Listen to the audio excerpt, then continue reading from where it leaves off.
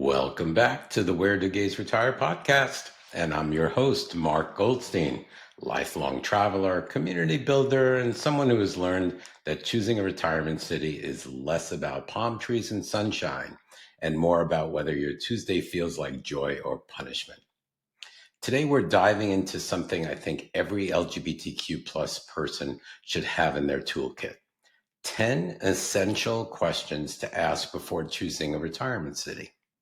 These aren't fluff questions. These are the questions that shape your happiness, your finances, your health, your community, your safety, and honestly, your sanity. And joining me today is Michael, my very inquisitive and occasionally sassy AI co-host who asks the follow-up questions I know you're thinking. Hi, Mark. Hi, listeners. I promise to behave today. Keyword, promise, not guarantee. We'll take what we can get. Let's get into it. Question number 1. Does this city fit who you are now, not who you were 20 years ago? This is where people mess up. They choose a place based on who they used to be. I loved it here in 1998. I always pictured myself retiring by a beach. Well, the you of today might not love the same things you loved in 1998. I learned this the hard way. We once moved to a place that sounded great on paper. Warm weather, sunshine, new homes, not waterfront, mind you, unless you count the retention pond behind our house with a gator or two who acted like they were part of the HOA. They'd sunbathe, they'd stare at us. Honestly, they were more engaged in some of our community events. But here was the big problem. Nothing was walkable. Everything required a car. Groceries, car. Coffee, car. Human interaction, car. As someone who grew up in New York City, where walking is practically a religion, that lifestyle drained me. This is why one of the biggest questions you need to ask is, does this city support who I am today? Not the fantasy, not the nostalgia, who I am right now. Think about your energy level. That has certainly changed over these years. Your physical needs, that has changed too. Your daily rhythm, how you want to spend your time, and honestly, what annoys you now that didn't annoy you in your 30s. So that could be a big difference too. For me, walkability is not optional. It's oxygen. So you have to place these things in your own priority as well. Exactly. Retirement is the opposite of pretending. Question number 2. Is this place truly LGBTQ plus friendly, not just during Pride Month? This is another big misconception. People see rainbow flags in June and think, oh my God, they love us. Sometimes yes, sometimes it's just marketing. What really matters is actual protections. So if your state or country supports in their constitution LGBTQ plus rights, a culture of acceptance, LGBTQ plus elders visible in daily life, LGBTQ plus competent healthcare. That's important. You want somebody that understands the LGBTQ life. A social scene that includes older adults, organizations and groups where you don't feel like you're the only person over 40. Some US cities do this extremely well. San Francisco, yes, it's expensive, but it's one of the safest and most vibrant places for LGBTQ plus elders. Asheville, North Carolina, warm, progressive, creative, and genuinely welcoming. Madison, Wisconsin, strong protections and active community. Palm Springs, well, that's practically gay Disney. What's better than Palm Springs? I love it. Cathedral City, maybe. No, Rancho Mirage. Seattle, Portland, Boston, strong communities with legal protections. Then there's Europe. And I tell you, Spain sets the bar. You don't feel like a minority. You just feel normal. That's something powerful. Exactly. Pride parades are great, but the day to day respect is everything. As an example, you can walk in Spain down the street holding hands with your spouse or loved one or boyfriend, and no one even looks. They don't care. It's normal. It's in their daily routine. All right, question number 3. What does a normal Tuesday look like? Now, when you're retired, let me tell you a little secret. When you're retired, Tuesday kind of feels like every day, Saturday, Sunday. You kind of like don't remember what day it is. But anyway, so what does your normal Tuesday look like? People do forget this part. Retirement isn't vacations and sunsets. It's Tuesdays. Your Tuesday tells you everything. How far is the grocery store? How easy is it to pick up your prescriptions? Where's the coffee shop? What's your public transit like? Is the weather tolerable most of the year? Now, I've come to realize there's not many places with beautiful climate. I mean, San Diego, beautiful climate, pretty much all year round. But if you want someplace warm, you're going to get someplace warm in the winter and it's going to be brutally hot in the summer. So over the years, I've come to realize that climate is less and less of an importance. Yes, I do like a good climate. I like sunshine, but 4 seasons is fine too, as long as it's not extreme. So again, can you walk somewhere enjoyable? Does the city make your life smoother or more complicated? Spain nailed Tuesdays for me. Valencia, Tuesday meant a cafe, walking through the market, errands on foot, the tram if you need it. Tuesday means the tram hugging the coastline, a pharmacy right down the corner, and everything feeling accessible. Beautiful, beautiful beaches. If you're a beach person, Alicante is just perfect.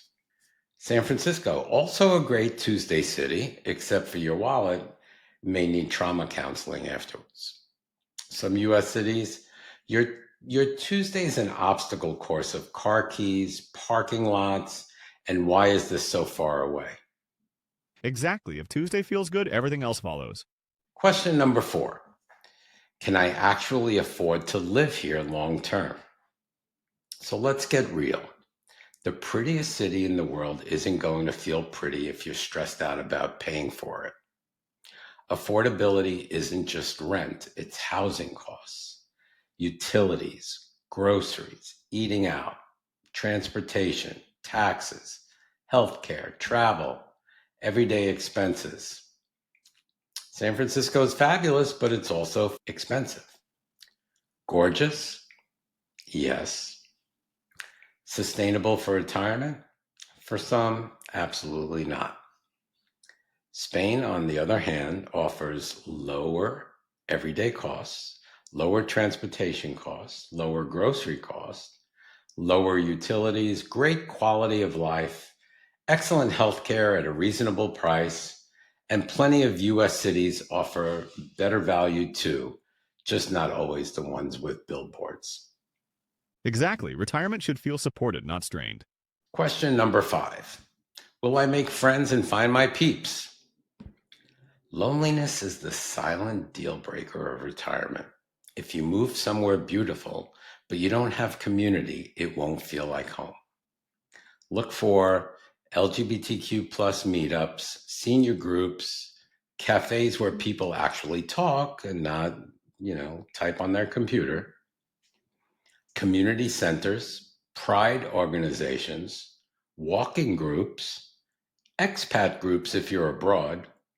One of the most touching things is when somebody messages me or tells me in person, who happened to me a few times, I moved here because of your podcast. Now that blows me away. That tells me how much people crave community. Absolutely. Question number 6. What's the healthcare situation, really?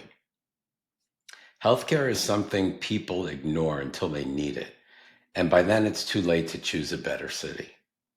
So, how close is a good hospital? And you should be asking yourself this or researching. Are doctors taking new patients?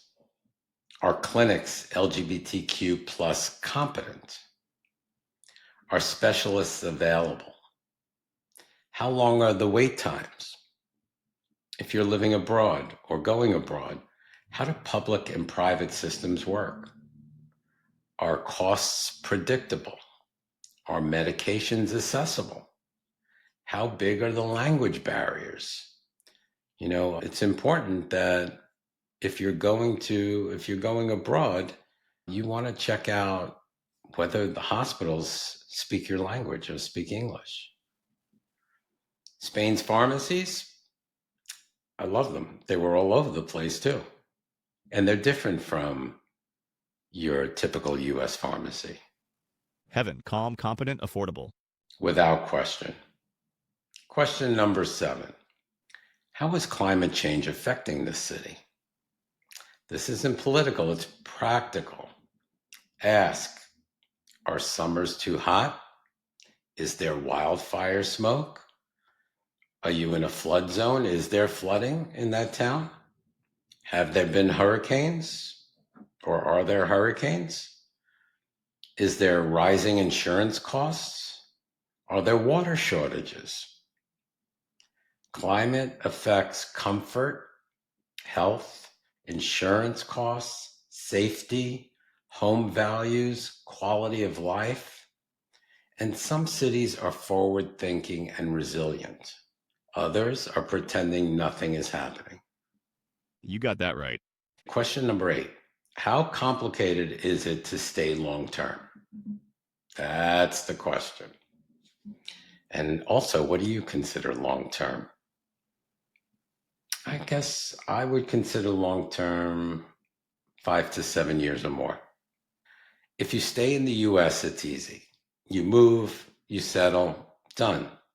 If you move abroad, prepare for visas, renewals, residency permits, taxes, banking, bureaucracy that varies wildly. It's doable.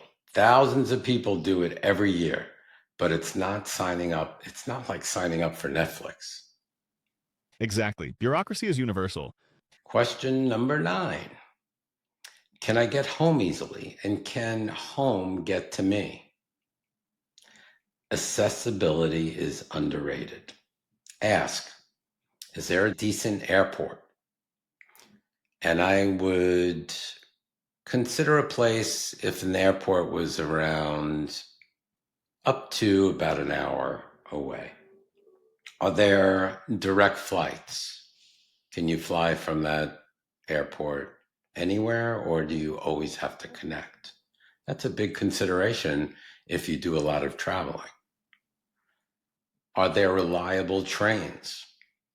If no trains, are there any buses? Can you get from your house or your town to a bus that'll take you to the airport?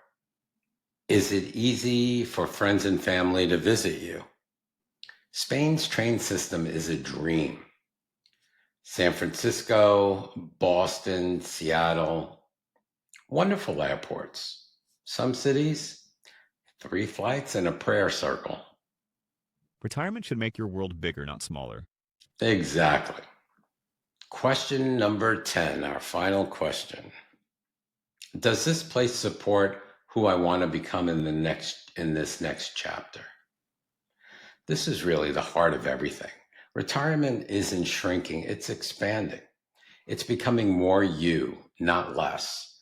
It's having the freedom to live in a place that supports your identity, your joy, your health, your relationships, your creativity, and your peace. Ask yourself, who am I now? What kind of life do I want? What brings me joy today? What feels peaceful? What inspires me? What environment makes me feel like me? Some places bring you alive, others shut you down. You deserve joy, not compromise. I hope these 10 questions help you get a clearer picture about your next chapter. Choosing a retirement city is one of the biggest decisions you'll ever make. And it's about so much more than weather and pretty views. It's about community, it's about safety, it's about joy, it's about who you are becoming. If you enjoyed this episode, share it, leave a review, join our Facebook group, Where Do Gays Retire, and subscribe so you never miss what's coming next. And Mark, please don't book a flight to Spain during the outro. I make no promises, so see you next time. Bye-bye.